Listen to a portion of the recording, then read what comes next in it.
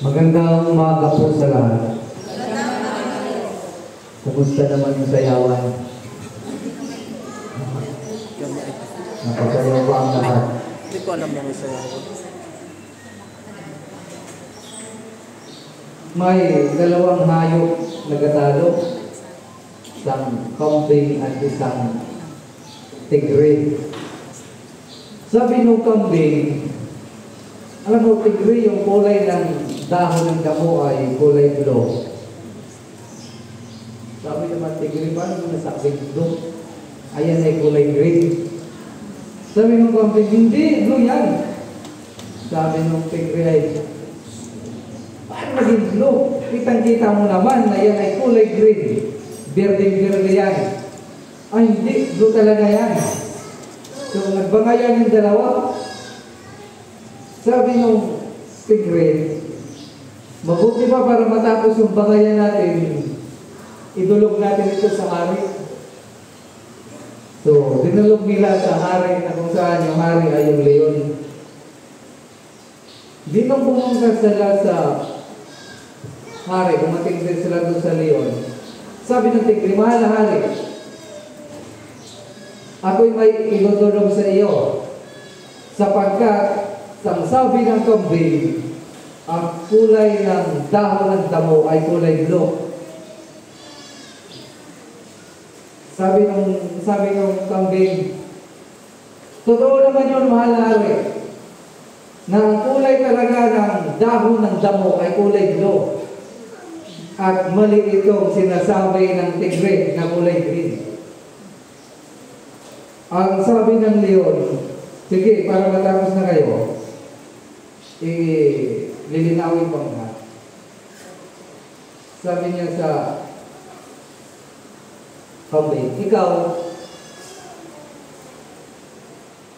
sabi ng leon sa tigre, kung ano yung sinasabi mo kulay blue yun. At doon ka tama. At ngayon ay humayo ka na. At ikaw naman, tigre, nagdala ka pa ng sumbong na ganitong sumbong sa akin, kaya parurusahan kita. Bibigyan kita ng 3 taon na hindi magsalita at manahimik. Kasalanan ko ba?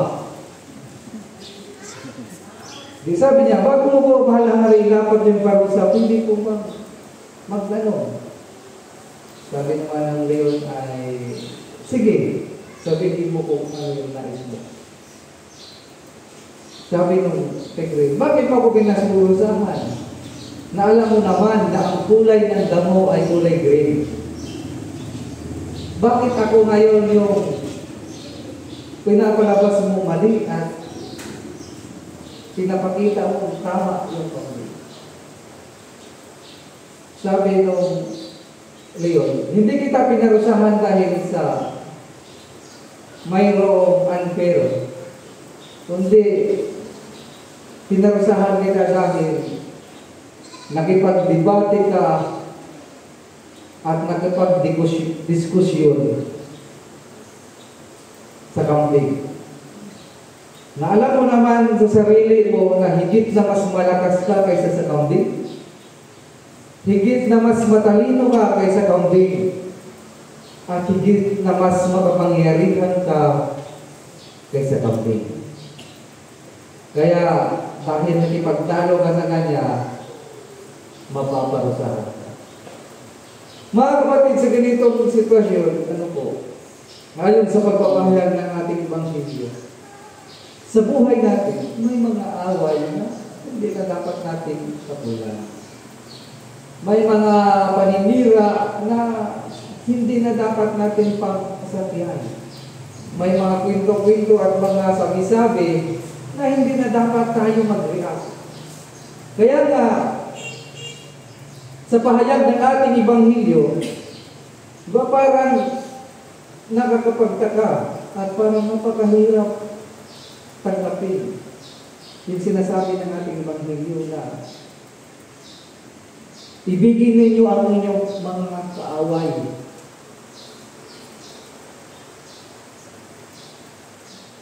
Isipin mo, kung gaano yung kahirap, mahalin mo ang iyong kaaway. Kung may taong galit sa iyo, kung may taong nangaaway sa iyo, di ba parang mas madali na sa atin na magalit din. Kung may magbura sa iyo, parang mas madali sa atin murahin mo rin. Minsan nga sinasabi pa natin, naku, wag akong demonyo din. Kasi pag ako dinimonyo mo, mas demonyo ako sa iyo. Di ba? Kaya naman tayo ano. Ibig sabihin, pareho tayo ng demonyo.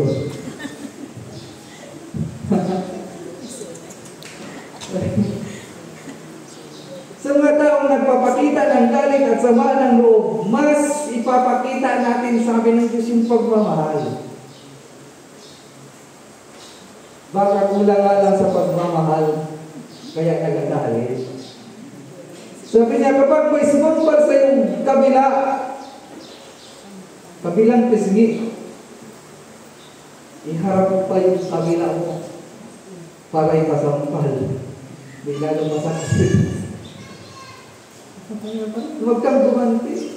Kung may sumampal sa iyo, ipasampal pa yung kabila para masatisfy siya. Kapag may humiram sa iyo, huwag mo lang pahiramin yung kayang magbayad. Kahit kung hindi magbayad, walang planong magbayad, pautangin mo pa rin. Ang hirap naman. Marami na nang nag-aaway dyan sa utang. Nagsira ang relasyon at nagkasamaan ng loob dahil na dyan sa utang. Kasi hindi nagbayad. Kung mayroong kumuha sa iyong ari-arian, sabi, huwag mo nang bawiin ang mga yun. Parang ang iba. Sabihin ko, mayroong umagaw sa asawa mo, bayarin siya. Kaya isang agawin, bigay mo ba, ahatid. Sabi ko, umagaw sa asawa mo, ihatid mo. Ihatid mo ba? Ito'y sumasalamin sa atin na kung saan bilang isang tao ay parang isipin natin kabaliktaran. Kabaliktaran. Kasi paano pa naman? Diba, ikaw na ngayong nalihado, ikaw na ngayong nasasaktan, so wala ka bang karapatan ipaglaban yung dapat para sa iyo? Ikaw na ngayong sinampal, wala ka bang karapatan gumanti? Dapat pag ipasampal pa yung na. Di ba, kahimatayin ka na noon. Kung mayroong kumuha sa iyong balabal, ibigay mo pati yung damit mo. Sa ganitong pagpapahayag ng Diyos, ipinakita sa atin ng Panginoon na hindi rason ang kasamaan o mga pangit na nangyayari para maging masama na rin tayo. Hindi natin pwedeng gamitin dahilan na magkaroon tayo ng rason para magpakasama dahil mayroong mga taong naging masama sa atin. Isipin ninyo ang Diyos. Sabi na natin, Panginoon, kahit gaano kasama ang tao, nanatili pa rin siyang mabuti sa atin. Kahit gaano tayo napasaway sa Diyos, ipinapakita pa rin niya ang pagmamahal niya at patuloy na dumadaloy ang biyaya sa kabila ng patuloy na pagiging masama ng tao. Kaya mga kapatid, ipinahayag sa atin ni San Pablo sa kanyang mga sulat sa sulat sa mga taga-Roma, Kabanata 12, talata 22. Ang sabi ni San Pablo, huwag ninyong gantihin ng masama ang masama. Sikapin ninyong mamuhay ng marangal sa lahat ng panahon. So sa pahayag ni San Pablo, sinasabi din niya na kapag mayroong gumawa sa inyo ng masama, huwag niyo rin gawa ng masama. At mamuhay kayo ng mabuti sa lahat ng panahon. Ibig sabihin, kahit sa mga pangit na sitwasyon, kahit sa mga may masamang taong nagpaparamdam sa iyo ng kasamaan, manatili ka pa rin mabuti. Sapagkat ang kagawa ng masama ay kasamaan. At hindi rason yung sinasabing Gumanti lang ako. Sinaktan niya ako, kaya sinaktan, kararapat lang din nasaktan ko din siya. Sapagkat mga kapatid, hindi matatapos ang bangayan at awayan hanggat walang handang ginawa. Hindi matatapos ang away hanggat walang umiintindi. Hindi matatapos ang bangayan at awayan hanggat walang magpaparamdam ng pag-ibig. At ito pa yung sabi ni San Pablo, hanggat maaari, mag-isama kayong mabuti sa lahat ng tao.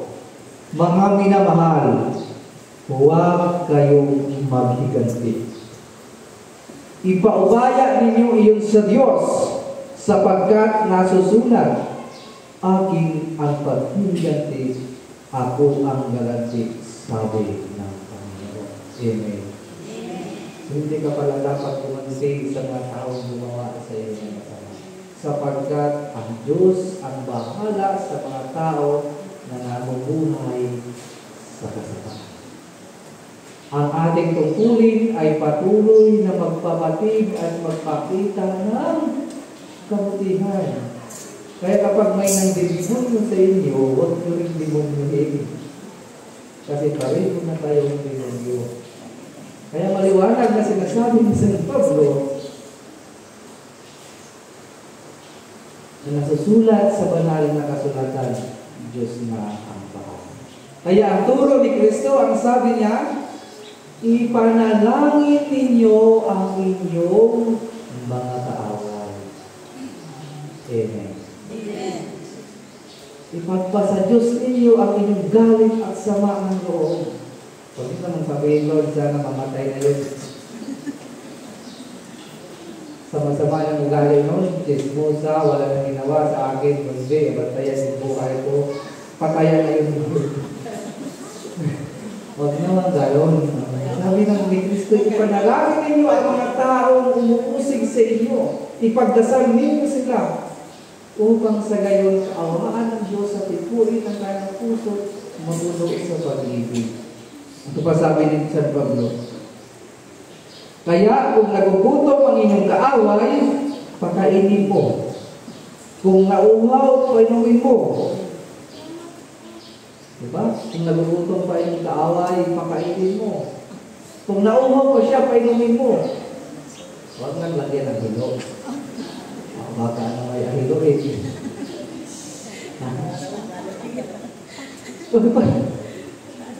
Parang hirap na ano. Kung makita ko ito na may tumaga ng aking baka. Tapos mahigit pa siya na tubig. Pre, painom na yan. Parang hirap naman. Linagaw yung tuba mo.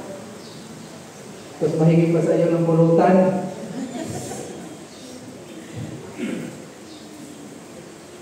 Kita mo na yung pare, bakit kinuha mo yung tuba ko? O baka gusto mo pang pulutan? May manok pa ako din eh. Kaya nga ito yung sinasabi ni San Pablo sa atin na kung nauhaw, painumin mo sa gayon, mapapahiya siya sa kanyang sarili. Huwag kang padaig sa masama, kundi daigin mo ng mabuti ang masama. Ibig sabihin sa pagpapahayag ng ating Panginoon, ituwid mo yung pagkakamali ng isang tao sa pamamagitan ng kabutihan. Amen. Kaya pag may yung taong may galit sa iyo, basta rin pa rin, huwag nang magalit. Kasi baka kulang lang sa pansin. Ano yung mga ganun? Kulang lang sa pansin, kulang lang sa aruga, kulang sa pagmamahal, kaya ganun yung laging pinapakita. Baka walang maiulang, kaya ninako yung manok mo. Kung mabuti nang nakatulong ka. Amen. Daigin mo yung masama sa pamamagitan ng paggawa ng mabuti. at manatiling mabuti sa kabila ng mga pangit na nangyayari. Kaya mga kapatid, sa pagpapaalala sa atin ng Diyos, ang tunay na kabutihan ay hindi nasusukat sa paggawa ng mabuti sa pamamagitan ng magandang sitwasyon. Ang paggawa at ang tunay na mabubuti ay nasusukat doon sa mga pangit na sitwasyon, ngunit nananatiling mabuti. Amen. Sapagkat sa pagpapahayag na ito, ipinakita ng Diyos sa ating lahat na ang pagiging masama ay isang choice ng tao. Kagustuhan ng isang tao. Hindi mo pwedeng sabihin, kaya ako naging masama kasi maraming tao ang gumawa sa akin ng kasamaan. Naging masama ka kasi ginusto mo ang magiging masama. Kaya ito sa sulat ni San Pablo sa Taga-Roma, Kabanata 13, talata 8. Sinasabi ni San Pablo, huwag kayong magkaroon ng sagutin ninuman, liban sa sagutin tayo mag-ibigan. Sapagkat ang umiibig sa kapwa ay nakatutupag sa kautusan ng Diyos. Ibig sabihin, wala tayong ibang gawin kundi magmahal at umiibig. Kahit hindi ka mahal, mahalin mo pa rin. Amen. Kahit nasasaktan ka na, ibigin mo pa rin. Kahit nauyamot ka na, ibigin mo pa rin. Kasi yan yung utos ng Diyos. Huwag mo husgahan yung ibang tao, huwag kang maghiganti. Kasi ang sabi ng ating Panginoon, ako ang bahala dyan. Yung mga niloko ka, huwag mong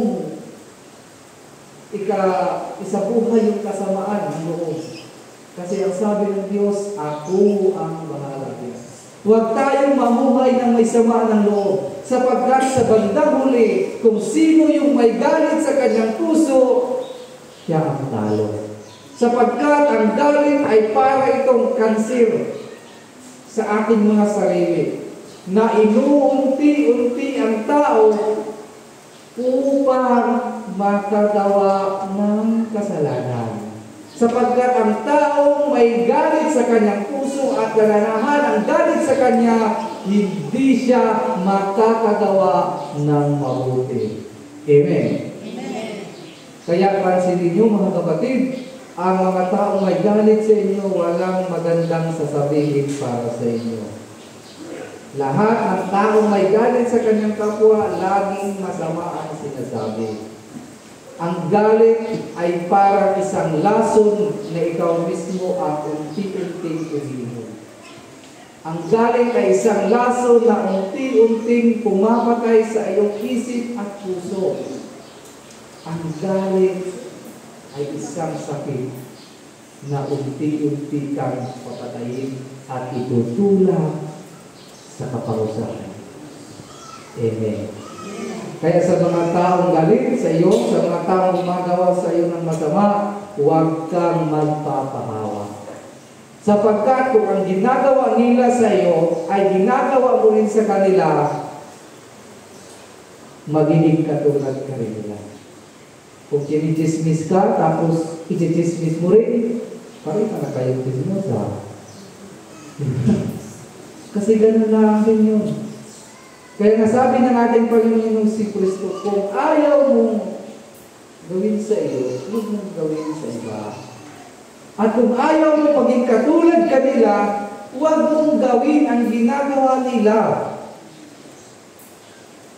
Sapagkat kung ano yung ginagawa nilang kasamaan sa iyo, tapos gumagawa ka rin ng masama para sa kanila, eh di pareho na kayong paparusahan ng Diyos.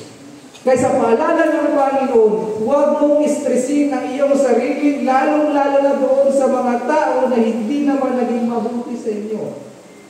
At ang pagpapala ay dadaloy, sabi ng ating Panginoon Jesucristo, ang pagpapala ay dadaloy doon sa mga taong patuloy na gumagawa ng mabuti. At ang kaparusahan ay ilalapat ng Diyos sa taong gumagawa ng masama. At palaging papanig ang Diyos sa sinumang namumuhay sa kabutihan. Amen. Kaya maliwanag na sinasabi ni San Pablo na hindi mo kailangan maghiganti. Sapagkat kung ikaw ay nagiging mabuti, kakampihan ka ng Diyos. Hindi mo kailangang manakit sa taong nananakit sa iyo. Sapagkat mayroong Diyos na pagpaparusa sa kanila. Hindi mo kailangang dalhin sa araw-araw ang sama ng loob at kanila. Kundi isabuhay mo ang kabutihan. Kaya nga sa pagpapayag nito, ipinakita din at ipinaalala din sa atin ng Diyos na kung gusto mo ng mga pagpapala at biyaya, mahalin mo yung mga taong hindi kayang magmahal. Gawan mo ng mabuti ang mga taong hindi gumagawa ng kabutihan. Sapagkat ang sabi ng Panginoon, ano ang matatanggap mong gantimpala kung ang ginagawa mo lang ng mabuti ay ang mga taong naging mabuti sa iyo? At ano ang matatanggap mong pagpapala at gantimpala mula sa Diyos kung ang iyong binibigyan ay ang mga taong kayang magbigay sa iyo? Sapagkat ang mga bagay na yon ay kaya din gawin ng mga tao masasama. Naging mabuti din sila sa mga tao masama na nagiging mabuti sa kanila. Nagpapahiram din sila at nagbibigay ng tulong doon sa mga tao kayang suklian at ibalik ang kanilang pinapahiram. Ngunit ang tunay na mabuti ang pinagpala ng Diyos. Kaya niyang gumawa ng kabutihan sa kahit sa mga taong hindi naging matuwid at mabuti sa Kanya. Kaya isa sa mga sikat na tao sa Amerika, isa sa mga manunulat, si Martin Luther King, sinasabi niya, good work does not make a man good, because a good man always do a good work. English yun. Ang mabuting gawa ay hindi siya yung basihan ng batayan para masasabi mo na mabuti ang isang tao. Sapagkat ang isang taong matuwid, ang isang taong mabuti, natural lang na gumagawa siya ng mabuti. Kaya kapag gumawa ka ng masama, hindi mo pwedeng sabihin na mabuting tao ka. Kahit gumawa ka ng kasamaan sa mga tao masama, hindi mo pa rin pwedeng sabihin na isang mabuting tao ka. Masasabi mo lang na talagang mabuting tao ka kahit doon sa mga masasamang tao, naging mabuti ka. Amen. At yun hinahanap ng Diyos. The true and genuine goodness of good man, nagpapakita siya ng kabutihan kahit sa mga tao naging masama sa kanya. Nagpapakita siya ng pagmamahal sa mga taong hindi siya minahal. Nagmamahal pa rin siya kahit masakit na. Nagmamahal pa rin siya kahit nasasaktan na. Nakikitungo pa rin ng maayos kahit hindi pinakikitunguhan ng mabuti at maganda. Kapagkat maliwanag na ang sabi ng ating Panginoon ayon sa sulat sa San Pablo na ang nagmamahal, ang totoo at tunay nagmamahal ay siya ang nakakatupad sa kautusan ng Diyos. Pero ang tanong, madali mo o mahirap? Madali bang magmahal ang hindi ka mahal? Ha? Mahirap. Kaya bang magpatawad ng ulit-ulit ka na lang sinasaktan? Kaya bang manahimik kahit ipinagkikismis ka doon sa iba? Kaya bang maging kalmado kahit sigaw-sigawan ka? Kaya bang umiti kahit inaaway ka lang? Ang hindi pa rin. Pasalubong mo yung tao sumuntok sa iyo mga nakarang. Kaya mo pa rin bang ngitian? Sige, aking pagkaunti. At Pangbahid kang walang sulat. Kaya mga kapatid, kailangan natin yung Diyos. Sa ganitong sitwasyon, kailangan natin ng Panginoon. Kaya nga sa unang bahagi, sinasabi ni ating Panginoon sa Kristo, ipanalangin ng Diyos. Pray, magdasal, magsimba, manampalataya. Sapagkat ayon sa Ebanghelyo ng San Lucas sa unang kabanata, talata 37, walang imposible para. Kaya sa paalala sa atin ng Panginoon, wala namang taong naghahangad na mamuhay siya na may stress. Ano po? Sino yung gusto ng stress? Sino yung gusto ng problema? Sino yung gusto ng sakit? Sino yung gusto ng sakit? Wala. Kaya ito yung tip sa atin ngayon ng Panginoon. Palayain mo yung sarili mo sa lahat ng sama ng loob. Kung galit siya sa iyo, hayaan siyang mamuhay sa galit. Sino yung talo? Di siya, kasi siya yung nai-stress. Kung may mga taong hindi ka gusto, sabi ng Panginoon, bayaan siya. Problema na niya yun. Hindi mo problema yung problema nila. Kung may tao hindi mo man inaano pero galit sa iyo, problema na niya yun. Huwag mong stressin ang iyong sarili sa mga taong galit sa iyo kahit hindi mo naman inaano. Amen. Sa totoo lang, normal naman kasi sa tao makaramdam ng galit. Amen. Di ba? Normal yun kasi mayroon kang emotion, mayroon kang feeling. Ang hindi normal yun, wala ka nang nararamdaman. Wala ka nang nararamdaman, tapos hindi ka pa makalasa. Ay, delikado na yun. Normal lang sa tao yung makakaramdam ka ng galit. Makakaramdam ka ng init. Pero yung, kung hindi mo naman inaano, tapos galit sa iyo, hindi normal yun. Kaya huwag mo nang badulan. Marami ka ng problema, kaya huwag mo nang problemahan. Sabi ni Diyos, huwag mo nang problemahin yung problema ng iba. Marami kang dapat unahin at asikasuhin sa buhay, kaya huwag mo nang asikasuhin yung mga taong magdadala lang ng stress sa buhay mo. Mayroon kang pinapasang problema at mga obligasyon sa buhay, kaya hindi mo na obligasyon yung nararamdaman ng galit sa ibang tao. Kung nai-stress siya sa iyo, huwag mo nang stressin yung sarili mo. Kaya nga sabi ng Diyos, ako na ang bahala doon. Kung may mga taong pinapasan yung araw-araw ng bigat ng loob sa iyo na hindi mo naman inaano, huwag mo nang makishare doon sa sama ng loob. Sabi ng Diyos, ako na ang bahala doon. Mamuhay ka ng masaya sapagkat ang buhay ng tao ay isang bisis lang daraan sa mundong ito. Kaya huwag natin ubusin at sayangin ang mga bagay na kung saan magkaroon sana tayo ng pagkakataong sumaya. Amen. Amen. Kung mayroon kang pagkakataong sumaya, diba? Maging masaya ka. Huwag mong pigilan ang iyong sarili at mamuhay ayon sa idinidikta ng iba. Amen. Amen. Diba? Kung ikakahiglag ng iba yung pagkakaroon mo ng bagong TV, huwag mo lang problemahin yun. Bumili ka ng TV. Tapos i-post mo pa sa Facebook para lalo kahiglag.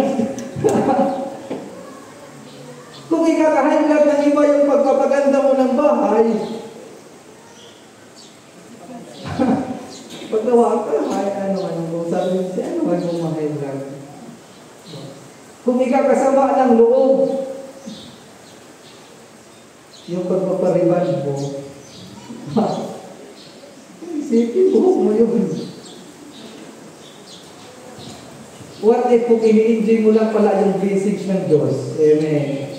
Diba? Kasi sila hindi binigdas kasi wala nang ginawa kundi magalit, mainggit, magpakalat ng ismis, mamuhay sa sama ng loob. Baka hindi sila binigdas ng Panginoon. I-enjoy mo yung biyaya ng Diyos dahil tinanggap mo ito sa pagiging mabuting tao.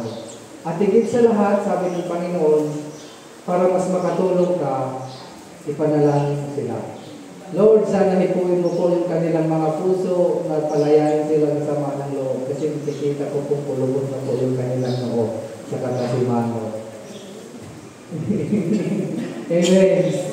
Kaya mga kapatid, kahit sa mga panalangin, sabi ng Panginoon, huwag natin silang ipanalangin mapahamak, kundi patuloy natin silang ipanalangin. Kaya nga pati si San Pablo nagsabi na rin, bakit naiinggit sila sa buhok mo maganda kasi nakapagpariban ka o baka wala lang silang pagpariban, bigyan mo na rin. Mars, bakit ka nagagalit na ako'y nagpariban o ito pang riban mo? Idamay mo na rin. Yung mga kapatid, kaya i-share natin yung kabutihan. Kung mayroong mga taong hindi magawa ng i-share yung kagandahang loob, ikaw mismo mag-share. Baka nga lang sila kinakapos ng pagmamahal, kaya alayan mo ng pagmamahal. O baka nga hindi mo lang pinapansin, kaya nagagalit. O baka nga hindi mo lang nabigyan ng ulam kasi naamoy na masarap yung ulam kasi hindi mo Mars. O bigyan mo, baka sakaling gumaan yung kalooban. O baka hindi mo lang naimbitahan nung ikay nag-birthday, kaya sumama yung loob. Baka sa sunod, pwede naman. Upang sa ngayon, mag-ayos. Kaya sabi ng San Pablo at ng ating Panginoon, patuloy mong gawa ng mabuti ang tao kasama. Sa gayon, ma-realize nila na mali pala sila. Ipakita mo yung kabutihan upang ma-realize sila sa bandang huli na mali pala yung kanilang ginagawa. Pero ang sabi ng Diyos, kung ayaw magbago, sabi ng Panginoon, ako na ang bahala. Liver at huwag na huwag kang gumawa ng masama kahit sa mga tao masama sa iyo. Sapagkat ang pagpapala laging dumadaloy sa mga taong may kabutihan. Ang buhay na masaya ay ang buhay na walang galit. Ang buhay na masaya ay buhay na walang inggit sa puso, sa isip. Ang buhay na masaya ay buhay na walang kaaway. Kaya hanggat marami kang kaaway, hindi masaya yung buhay mo. Kaya hayaan ang mga kaaway mo ang magalit sa iyo. Hayaan silang ma-stress, ang mahalaga, masaya ka. At kapag masaya ka, masigit mong mararamdaman ang pagpapala ng Diyos. Sa pangalan ng Ama, ng Anak at ng Espiritu Santo. Amen. Magsitayo po ang lahat at sambitin ng sumasampalataya. Tayong lahat. Sumasampalataya tayo sa isang Diyos, Amang Maratil. Nalulikha niya langit at lupa, at ang lahat ng nakita at inakikita. Sumasampalataya tayo sa isang Panginoong Jesucristo, buktong anak ng Diyos, nagmula sa Ama bago pa nagsimula ang panahon. Diyos, buhat sa Diyos, liwanag, buhat sa liwanag. Diyos totoo, buhat sa Diyos totoo. Pinianak, Kaysa sa pagka-Diyos ng Ama. Sa pamamagitan niya ay nilikha ang lahat, na para sa ating mga tao sa ating kaligtasan, inanawag siya buhat sa langit. Sa pamamagitan ng kapangyarihan ng Espiritu Santo, ay pinananak siya ng lahi-lahing tao. Pinako sa krus sa alang sa ating panahon ni Poncio Pilato. Napakasakit na matay at bibig, at muling nabuhay sa itong araw sa kapala ng mga kasalanan. Sa langit at naluklok sa kanyang Ama, at muling darating na walhati upang kumarang mga buhay at mga patay, at ang halay niya ay walang hanggan. Sumasampalataya tayo sa Espiritu Santo, ang Panginoon ang pagbigay ng buhay, na nabubuhat sa Ama. Sinasamba siya ng lahating kasama ng Ama at ng Anak. Nagsalita siya sa pamamagitan ng mga propeta. Nahalikay sa Iglesyang Iisa, banal, katolika at apostolika. Naniniwala tayo sa isang binyas, kapatawad ng mga kasalanan, at hinintay natin ang muling pagkabuhay ng mga namatay at ang buhay na walang hanggan. Amen. Magsiluhod po ang lahat sa panalangin ng bayan.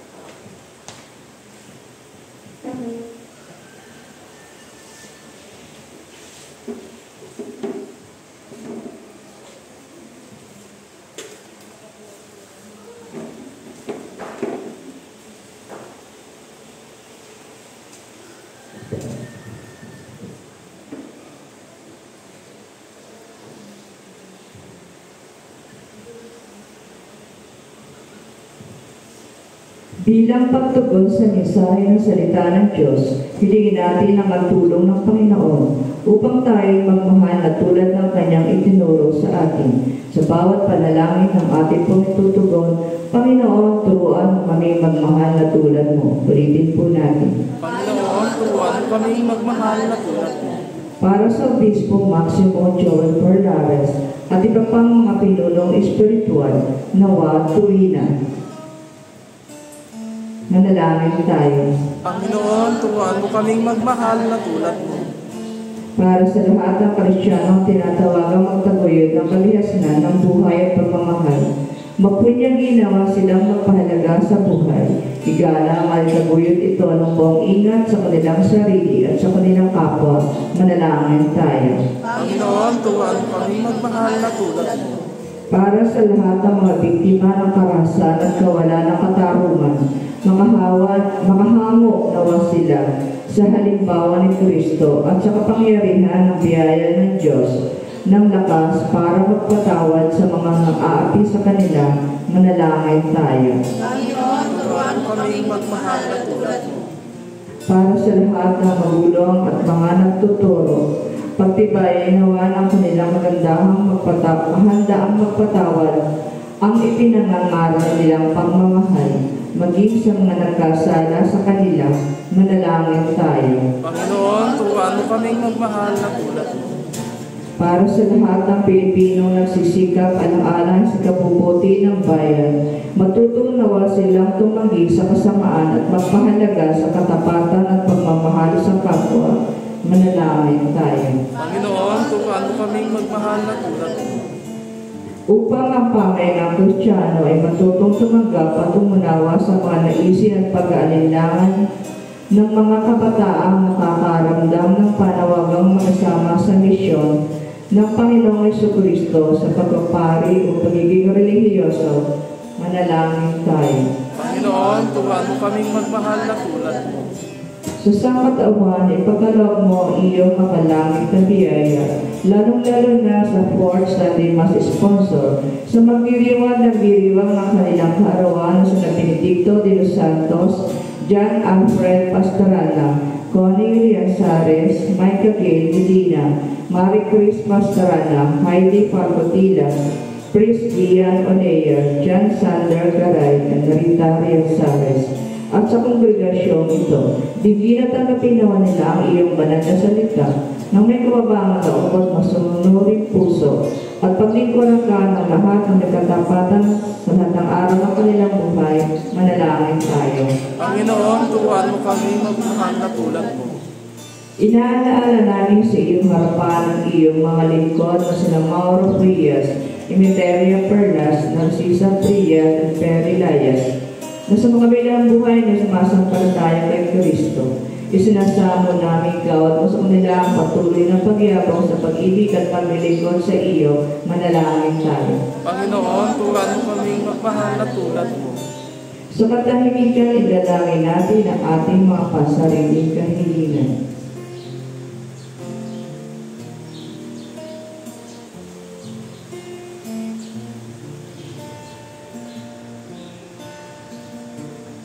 Manalangin tayo. Panginoon, turuan mo kaming magmahal na tulad mo.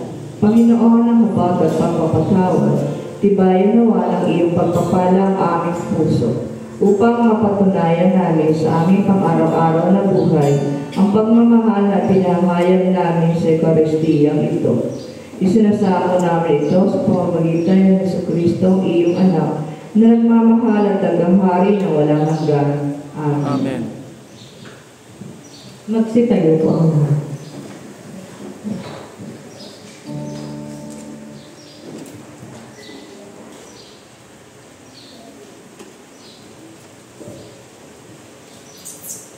Mga kapatid, dahil katawan ni Kristo sa pamagitan ng isang Espiritu, tayo lahat ay isang katawan ng tayong Panginoon. Panatilihin natin ang pagkakaisa na dulot ng Espiritu sa ligis ng kapayapaan.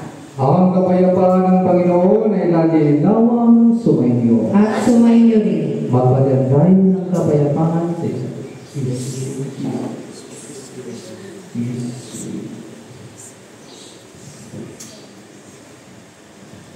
Buong kagalagang ihandog natin sa Panginoon ang karangalang nararapat sa Kanyang pangalan, tayo ay magdala ng alay at umarod sa Kanyang